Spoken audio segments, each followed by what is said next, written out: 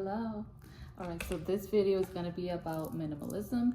So if you want to hear about my minimalist journey, stay watching this video. All right, we are going to talk about today fighting the urge to go and buy stuff while you're going through life stages or phases, thinking that they're going to last. I do have like shopping phases where I like to go and shop, and maybe that's an excuse for me to go shop, but I started to analyze them, and they happen during those life stages. So let's talk about the first one I noticed is when I started wearing corsets. So I started wearing corsets about more than 10 years ago, and then I did wanted to grow my collection. I started buying lots of corsets, and I would just have that excuse of like, I want to grow a collection and I want to have a lot of them, different shapes, different colors, and I ended up with so many. The first time I started collecting them, it was just too insane. Like, I spent a lot of money, and then I had to give it as gifts for people because I had too much. I couldn't wear them. Then I started not being able to wear them because I had asthma, because I was living in my basement, so I stopped wearing them. So I've noticed that every time I go through those stages of buying a lot of stuff, because it's not only one thing that I buy, it's many things, I end up later getting rid of the stuff that I bought because it was too much. So try to fight the urge of buying whenever you're going through different stages in your life. Now, another time is when I was a dance student at the University of Houston. I was buying a lot of exercise, like fitness clothing, because I thought I needed it. And then I didn't end up with a lot, like, shoes, capris, and shirts. Of course, I do still use them now. I'm lucky that I have to still use it because I'm a fitness instructor and I'm a personal trainer. But imagine if I wasn't, what would I be doing with all that stuff? I'm no longer a dance student. I teach, dance and fitness, but it hasn't stayed like, it hasn't happened forever. There are times that I take a pause. So yeah, that's one of the times that I ended up buying a lot of things. Another time is when I was getting a surgery, and after the surgery in the belly, everything came out good, thank God. And then I started buying lots of bikinis. And then I'm like, do I really have time to wear them all? And I do have a video collection of my bikinis. So that's just another example.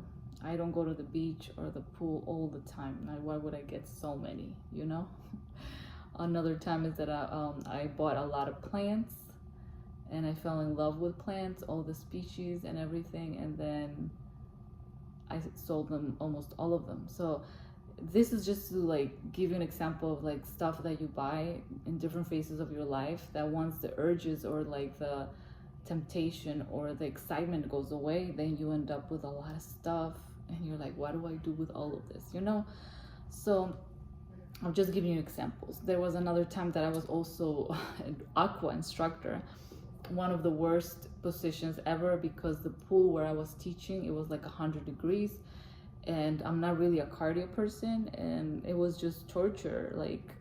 But I think I worked like 3 or 4 months as an aqua instructor.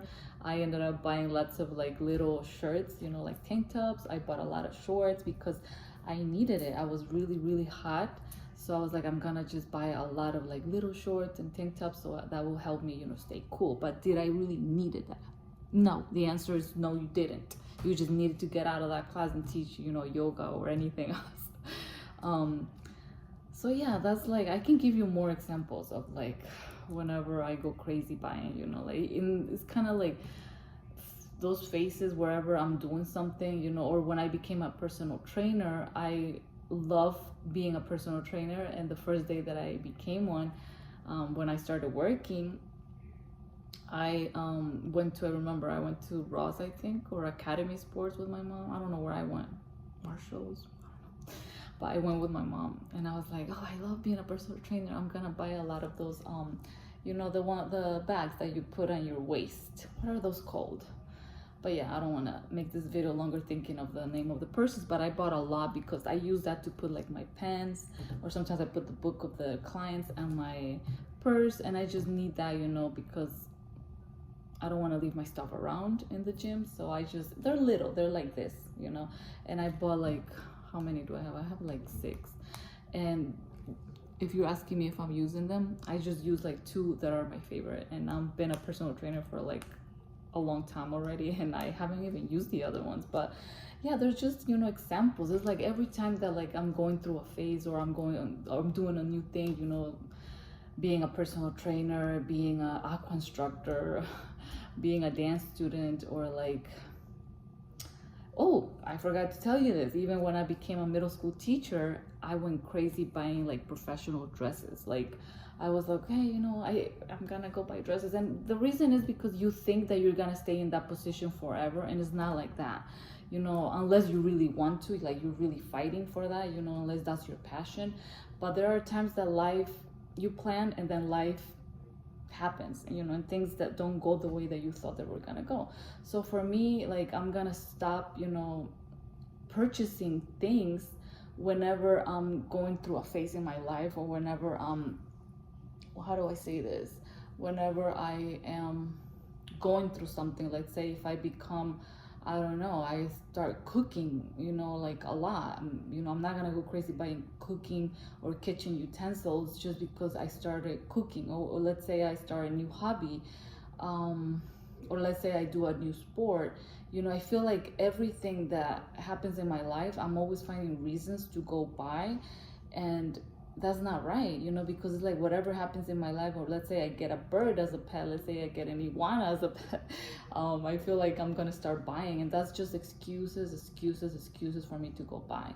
And I'm just sick and tired of it. Like, I've been all this like these months, I've been so stressed out lately, because I have a lot of stuff, and I've been like I've been like, how do I say this? I've been like organizing it, and I'm like, why do I have so much? And at the same time, it's hard for me to let go of.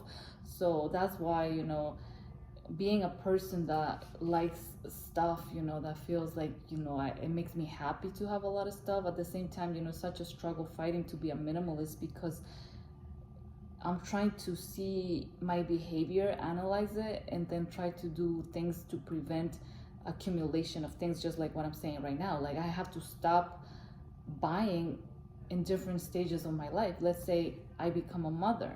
Let's say I become, I don't know, a teacher teaching anything else. Right now I'm just a dance teacher, personal trainer, and fitness instructor. But let's say I'll be teaching something else. It's just like I can be doing anything, and then I just find reasons to like buy and buy and buy. And that's what gets me. I'm like, why do I have this behavior? So in general, it's just a discovery of yourself. Minimalism is going to help you realize and discover who you are. You are really gonna be asking a lot of questions like, why? So that's one of my goals, is to stop buying whenever I'm going through a different time in my life. If I do something different in my life, if I get a new pet, if I don't know, go on a trip, like I have to stop buying, because now I do have to go on a trip in like 2 months. And I started thinking, oh, I think I need new clothes. I think I need new jewelry. I think I need new shoes. No, I don't. It just gets me so mad. It's like this part of me like saying like, oh, go shopping. But yeah, I'm gonna start doing also the things that I think that are going to help me, because I have numerous times read that whenever we're trying to fill our hole with something else, in my case, stuff, we are not really filling the hole, and then I'll go shop again, So I want to get closer to God, because I have heard that if we have this emptiness that we're trying to fill with something different, is because we are in need of God, that only He can fill that. So I'm religious, so this is gonna be what works for me. But maybe if you need to fill the hole with something else, you can fill it with something else. I also heard once that if you feel like empty and you're trying to fill the hole, that you can also do like charity work, like volunteer, like do something for others. And that is so beautiful, you guys. That really touches my heart, because I'm like, that's true, you know, like it's such a selfish act to just go buy and buy and buy for me. I need this, I want that, I want this. No, like, why can't I do something else for somebody else, you know, somebody that needs help? It could be animals. Like, I've always wanted to volunteer at an animal shelter, even at a regular shelter, you know, where humans go, where I can do something for people and for living beings. You know, that definitely is gonna fill my hole. So I want to get closer to God, try to volunteer, do something for others. I feel like I also want to start, you know, taking classes of what I've always wanted to do. Like, I've always wanted to learn like self-defense. I think I took like 1 or 2 classes of self-defense, but I want to take more classes. I love classes. I want to do that. I want to do other type of dances, you know, or even the dances that I do love, which is ballet, belly dance, Latin music, you know. Like, I love dance, so why can't I go to another dance studio and learn, right? Go get a haircut, go get your nails done, like go get a massage. I do get massages a lot, but like go to the spa and get like a facial, like do something different. Stop wasting money. All right, so that is the video of today.